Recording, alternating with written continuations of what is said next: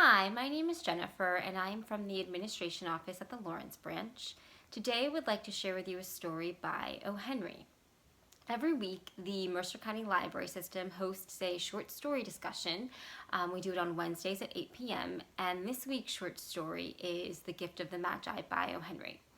So before I share it with you, I just want to share a bit with you about O. Henry himself. So he was born in 1862, and his real name was actually William Sidney Porter, which somehow I didn't know despite the fact that I've read so many of his stories. So basically what that means is O. Henry was his pen name, and he developed it actually later in life. So he wrote for most of his life. He wrote for magazines and newspapers, but he always held another main job. You know, he was a licensed pharmacist. He worked at a bank. And it was the banking that got him in trouble, but also that led to the development of O. Henry. So it looks like at some point he was accused of embezzlement, and it seems as though he didn't actually embezzle, but was really bad at his job in bookkeeping. Regardless, he was convicted and sentenced to imprisonment. Fortunately, because he was a licensed pharmacist, he was able to live in a hospital room and serve out his time helping people in that capacity. And while he was in the hospital room, he started writing short stories, and he wrote them under the name O. Henry, his pen name. And then afterwards, he moved to New York City, and that's where he really started writing prolifically. So one thing about O. Henry, kind of his trademark, is that he was really big on the surprise ending, the plot twist. And you'll notice that trend in so many of his stories.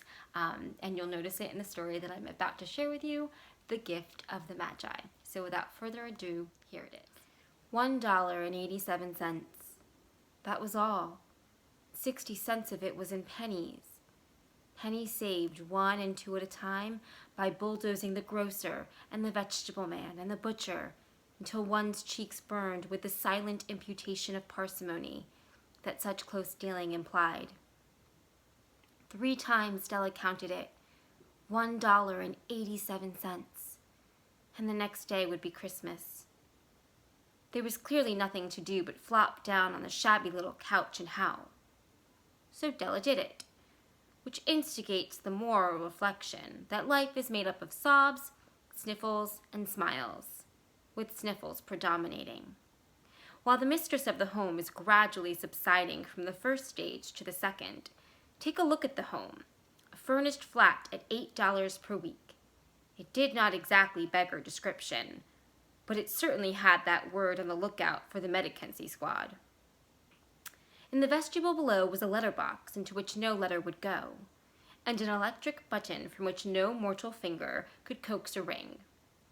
Also appertaining thereunto was a card bearing the name Mr. James Dillingham Young. The Dillingham had been flung to the breeze during a former period of prosperity when its possessor was being paid $30 per week. Now, when the income was shrunk to $20, the letters of Dillingham looked blurred, as though they were thinking seriously of contracting to a modest and unassuming D. But whenever Mr. James Dillingham Young came home and reached his flat above, he was called Jim and greatly hugged by Mrs. James Dillingham Young, already introduced to you as Della, which is all very good. Della finished her cry and attended to her cheeks with the powder rag. She stood by the window and looked out dully at a gray cat walking a gray fence in a gray backyard. Tomorrow would be Christmas Day, and she had only $1.87 with which to buy Jim a present.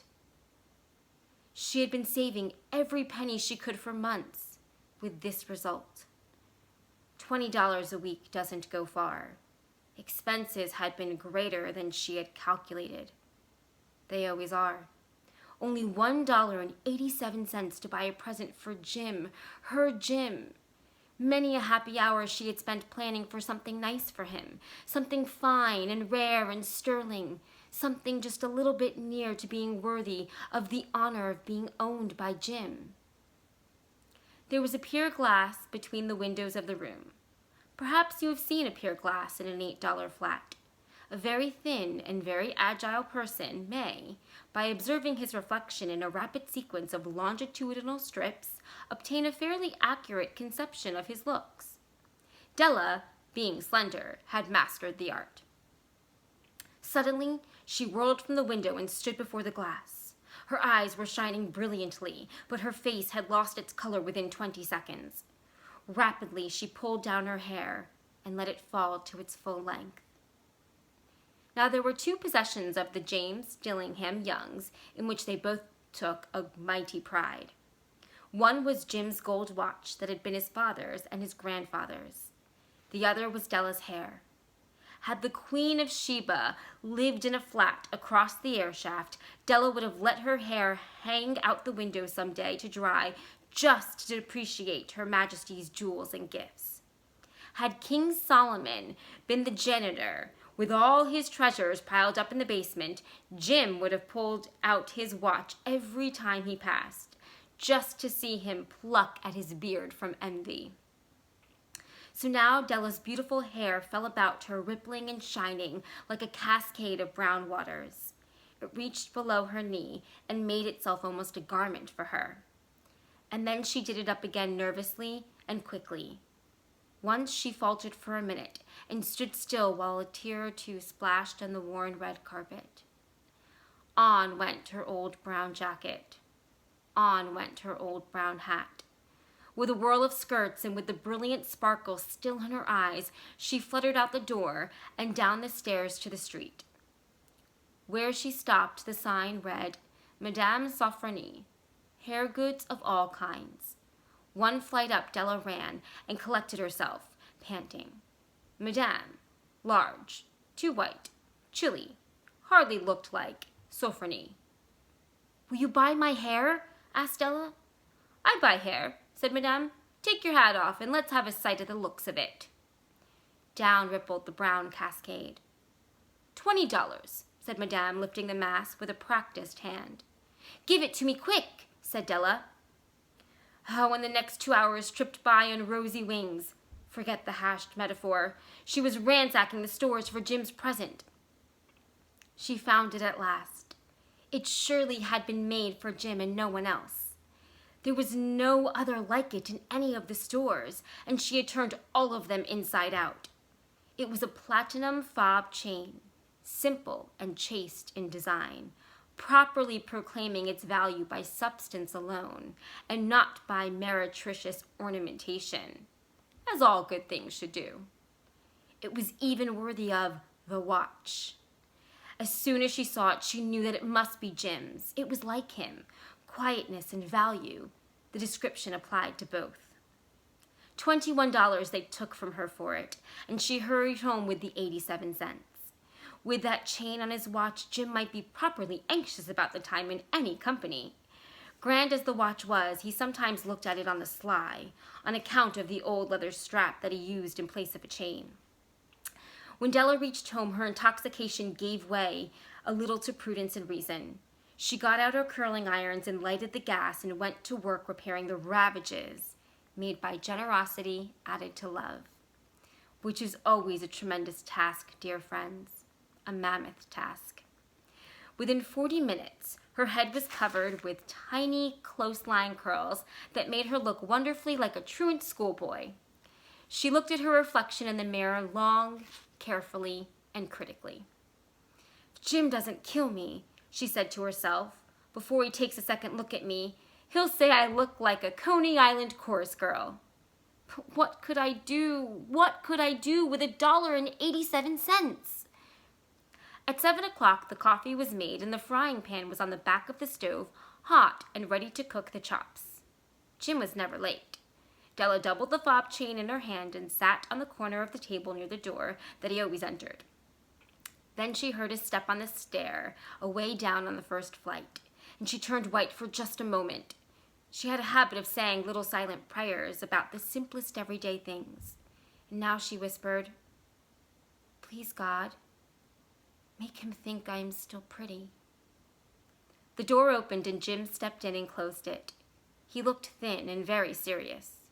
Poor fellow, he was only 22, and to be burdened with a family. He needed a new overcoat, and he was without gloves.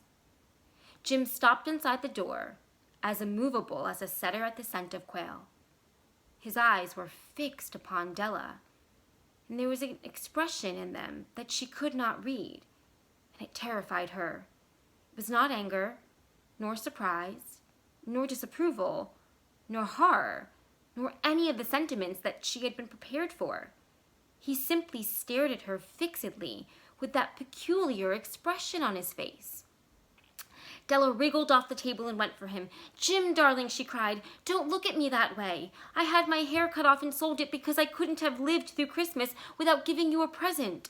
It'll grow out again. You won't mind, will you? I just had to do it. My hair grows awfully fast. Say Merry Christmas, Jim, and let's be happy. You don't know what a beautiful, nice gift I've got for you." "You've cut off your hair?" asked Jim laboriously, as if he had not arrived at that patent fact yet, even after the hardest mental labor. "Cut it off and sold it," said Della. "Don't you like me just as well anyhow? I'm me without my hair, ain't I?" Jim looked about the room curiously. "You say your hair is gone," he said, with an air almost of idiocy. "You needn't look for it," said Della. "It's sold. I tell you, sold and gone too. It's Christmas Eve, boy. Be good to me, for it went for you. Maybe the hairs of my head were numbered," she went on with a sudden serious sweetness. "But nobody could ever count my love for you. Shall I put the chops on, Jim?" Out of his trance, Jim seemed quickly to wake. He unfolded his Della. For 10 seconds, let us regard with discreet scrutiny some inconsequential object in the other direction. $8 a week, or $1 million a year. What is the difference? A mathematician or a wit would give you the wrong answer. The Magi brought valuable gifts, but that was not among them. This dark assertion will be illuminated later on. Jim drew a package from his overcoat pocket and threw it upon the table. "Don't make any mistake, Dell," he said, "about me. I don't think there is anything in the way of a haircut or a shave or a shampoo that could make me like my girl any less. But if you'll unwrap that package, you may see why you had me going a while at first." White fingers and nimble tore at the string and paper, and then an ecstatic stream of joy, and then, alas, a quick feminine change to hysterical tears and wails, necessitating the immediate employment of all the comforting powers of the lord of the flat. For there lay the combs, the set of combs, side and back, that Della had worshipped for long in a Broadway window. Beautiful combs, pure tortoiseshell with jeweled rims, just the shade to wear in the beautiful, vanished hair. They were expensive combs, she knew, and her heart had simply craved and yearned over them without the least hope of possession. And now they were hers, but the tresses that should have adorned the coveted adornments were gone. But she hugged them to her bosom, and at length she was able to look up with dim eyes and a smile and say, "My hair grows so fast, Jim." And then Della leaped up like a little singed cat and cried, "Oh, oh!" Jim had not yet seen his beautiful present. She held it out to him eagerly upon her open palm. The dull, precious metal seemed to flash with a reflection of her bright and ardent spirit. "Isn't it a dandy, Jim? I hunted all over town to find it. You'll have to look at the time 100 times a day now. Give me your watch. I want to see how it looks on it." Instead of obeying, Jim tumbled down on the couch and put his hands under the back of his head and smiled. "Dell," he said, "let's put our Christmas presents away and keep 'em a while. They're too nice to use just at present. I sold the watch to get the money to buy your combs. And now suppose you put the chops on?" The Magi, as you know, were wise men, wonderfully wise men who brought gifts to the babe in the manger. They invented the art of giving Christmas presents. Being wise, their gifts were no doubt wise ones, possibly bearing the privilege of exchange in case of duplication. And here I have lamely related to you the uneventful chronicle of two foolish children in a flat who most unwisely sacrificed for each other the greatest treasures of their house. But in a last word to the wise of these days, let it be said that of all who give these gifts, these two were the wisest. Of all who give and receive gifts, such as they are wisest. Everywhere they are wisest. They are the Magi. We hope you join us this Wednesday at 8 p.m. on Facebook for a discussion of this story.